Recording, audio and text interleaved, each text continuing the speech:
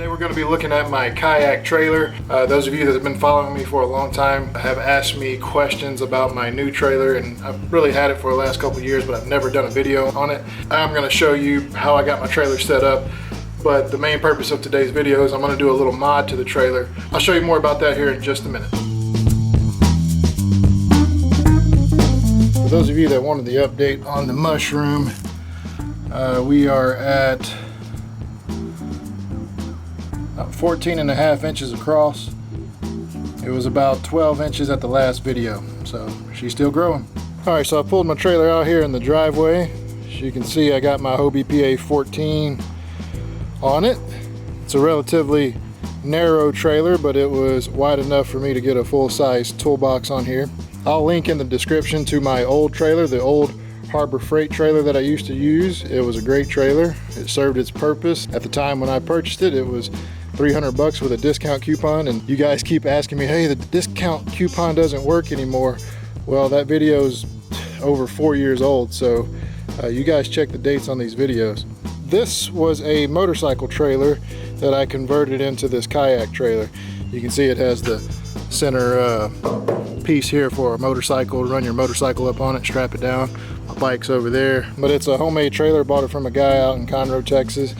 Diamond plate on the bottom. And what's convenient about this setup is obviously I can throw my kayak on there.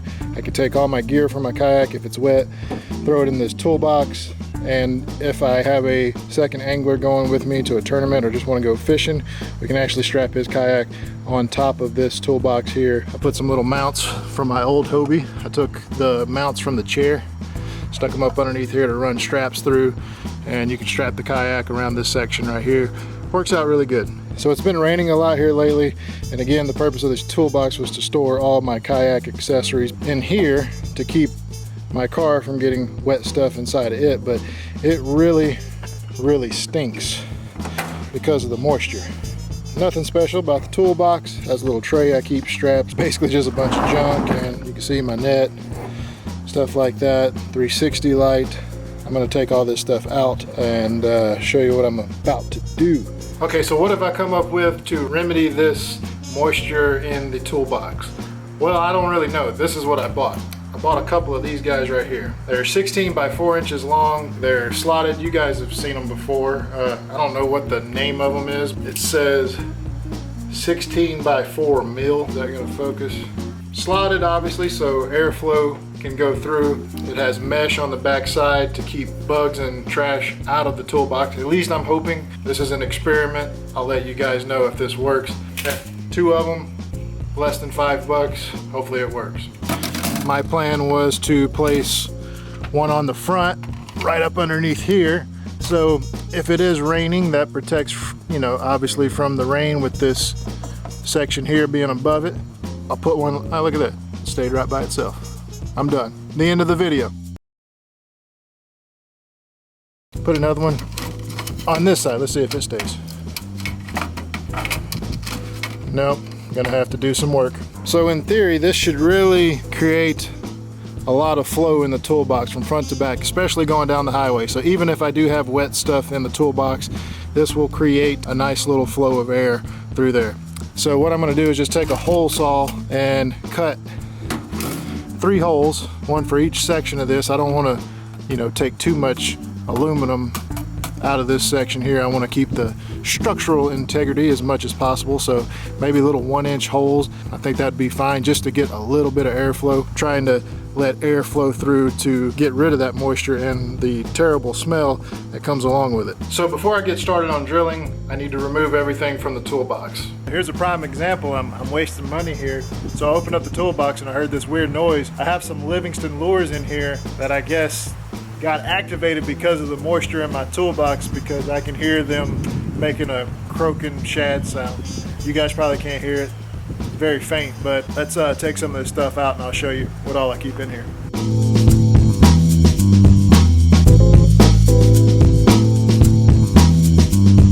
So these are just some blocks I made for the roof of my car. Very simple. They're just to carry a kayak. I made a slit in them, so this slides on my crossbar like so. This rests on the roof of the car. This goes on top of the crossbar. The kayak sits on top of this, so you got full support from the roof of your car and even over crossbar. Works really well, didn't cost anything. I pulled these out of an old Hobie. I keep my 360 light in there. This is the Burley Pro Orb. I will be doing a video review on this bad boy. This is hands down the best 360 light on the market, made by Burley Pro. Again, I'll be doing a video on it soon. Check it out, it's really cool. Drift sock, Werner paddle, net, Boondocks wheels, Hobie Mirage drive, Hobie straps, my hog trough, anchor. Sorry if this is really blew out, it's really bright out here. Is that a little better? That was just some lures. I actually need to take those out. Those are the Livingston lures. They're not croaking anymore, but this box is kind of wet. Yeah, some jumper cables that are completely crusty. Yeah, those need to be in a bag. Just some emergency rope. My trolley motor that I build for Hobies. You guys check them out. Always keep that in my toolbox. And that's about it. All this stuff generally gets wet. It's nice to be able to throw it in the toolbox. It is just crustiness in here, and it's got a funky smell. This is just a yoga mat I put at the bottom just to dampen the sound and kind of cushion everything. This is trash, and I'll clean this stuff out too. I had this idea of this container I found for the tire iron and for my jumper cables and stuff that I really don't want to get wet. Obviously I need them to work when I need them to work. Yeah, this is going to take up more space in the toolbox, but no matter what, if the thing gets wet or gets some moisture, this isn't 100% foolproof, but I think it's a lot better than just sitting in the bottom of a wet toolbox. But first, before I put everything in the box, I'm going to clean up those jumper cables.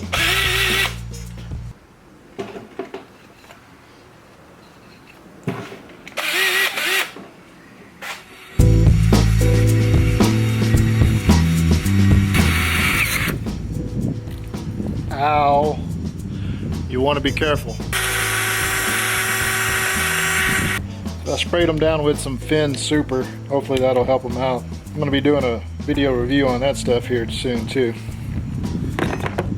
So, tire iron, jumpers, trailer pin, and a locking cable. Throw that in there. Okay, so what I have here is a 1.5" hole saw. There are 3 slots on this, but I think because this is thin aluminum and I do carry a kayak on top, I don't want to compromise its integrity, so I think I'm just going to do 2 holes on each side, closer to the edge of the toolbox. That gives me a little more peace of mind to know that at least there's a little bit more support there on the corner, and hopefully I shouldn't get any type of bending or anything. So here goes nothing. Okay, just noticed something. Got a little problem here. Right where I want to drill up underneath here, where I just made my mark, there's this screwdriver holder on the inside, which I'm going to be drilling directly into. I'm going to go lower, go about right there. Ought to work.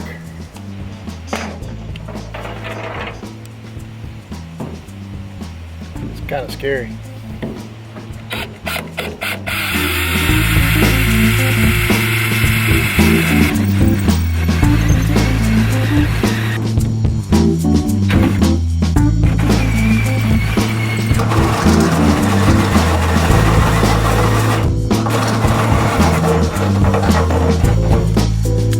Got a hole. Alright, as you can see, I didn't stagger them like I wanted to, but I think it's going to be just fine. Now it's just a matter of screwing it to it.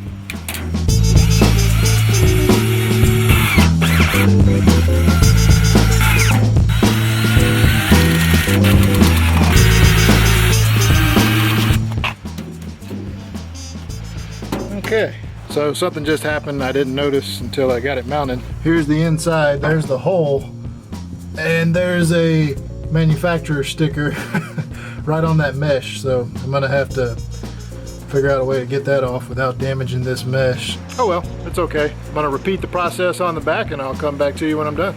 Okay, so on the second piece, it had that same sticker, but you wouldn't believe how hard it is to get off, so I'm just gonna leave it there. I tried to spray it off with the water hose. You can see that this piece it's wet, but I ended up just punching a bunch of holes in it, and maybe eventually it'll come off, but really surprising on how well that sticker stays on that mesh.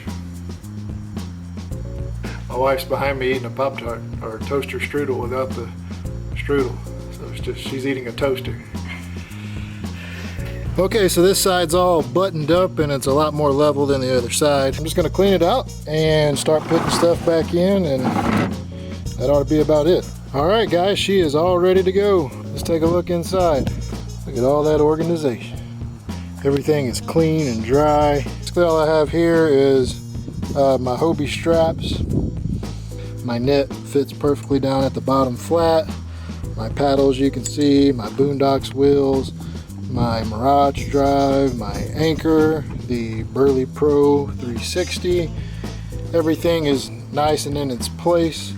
I put those car foam roof rack blocks that I made, I wedged them in between the sides of the toolbox where it holds that Rubbermaid box in place back here that has my jumper cables and the tire iron. So that'll stay back here out of the way. That's something I don't use very often, so it doesn't need to be up front. My trolling motor and the drift sock right here, and then just some rope storage, and then my tray on top. There's those Livingston lures that were squeaking on me. They're nice and dry now. Probably need to take them out of the package still. And just sunglasses, gloves, hand sanitizer, extra whistle, scents, and split ring pliers. But that can stay toward the back. The smell is already almost gone just from sitting out here with the lid open and the sun hitting it. I'm sure when I go down the road, those two holes there are really gonna suck in some air and let that circulate through this box and hopefully create a vacuum back here and push it right out and keep some fresh air going through there whenever I'm driving down the road. We'll see how it holds up. We'll see if this even works. This is, again, just a big experiment, but I wouldn't see why it wouldn't. My concern, again, would be on a rainy day when the water's kicking up from my car tires and just dripping everywhere. Is it gonna suck up in there and make matters worse? I don't know. We will see. If you guys have done something similar to this or have a better idea, well, I guess it's probably too late now because I done drilled holes in my toolbox, but let me know anyway if you have any additional ideas, maybe something I can keep inside the toolbox that will help with moisture as well. This is a really cool trailer. The ability to be able to carry 2 kayaks, carry all my gear, carry a Hobie PA14 and not be that wide. Works out really well. The bunks are the same as my Harbor Freight build, except this time I put carpet on top of them, as you can see. If you want to know how to do that, refer back to my other video, which I will have a link in the description. So not much to that project. Hope you enjoyed watching. Hope seeing this trailer maybe gave you some ideas to build your own or make some modifications to your own. I'm not done with this one yet either. I want to build a battery box for the front, maybe integrate some type of solar panel on top of the toolbox. So we'll see. Thanks so much for watching. I will catch you on the next episode. Come on.